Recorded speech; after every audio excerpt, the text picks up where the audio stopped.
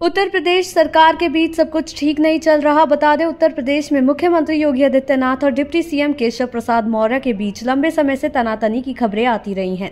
संगठन बड़ा या फिर सरकार, इस मामले को लेकर लगातार राजनीति गर्म होती जा रही है।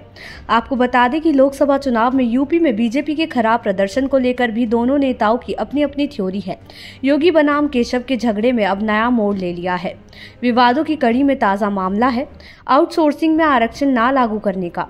बीजेपी की सहयोगी पार्टी अपना दल की अध्यक्ष अनुप्रिया पटेल ने पहले ही ये मुद्दा उठाया था। उन्होंने इस बात पर सीएम योगी को चिट्ठी भी लिखी थी। यह आरोप लगे थे कि योगी राज में कॉन्ट्रैक्ट वाली नौकरी में पिछड़ों और दलितों को आरक्षण नहीं दिया जा रहा है। वहीं केशव प्रसाद मौर्य कैंप का दावा है कि चुनाव से पहले ही वो इस खतरे को भांप गए थे। उनकी तरफ से यूपी सरकार से कई बार जानकारी मांगी गई थी।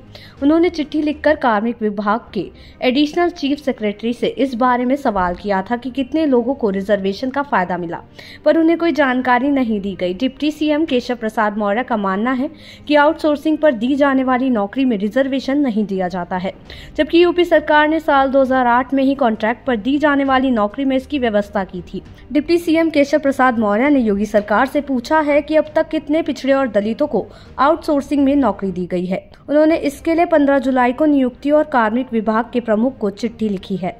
इस मामले में सबसे दिलचस्प ये है कि बीजेपी के सहयोगी दल निषाद पार्टी के अध्यक्ष संजय निषाद तो केशव मौर्य को पिछड़ों का सबसे बड़ा नेता बता चुके हैं।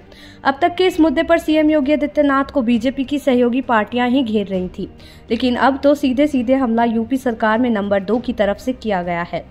संगठन और सरकार विवाद के बाद अब सीएम योगी और डिप्टी सीएम केशव के झगड़े में नया फ्रंट खुल गया है।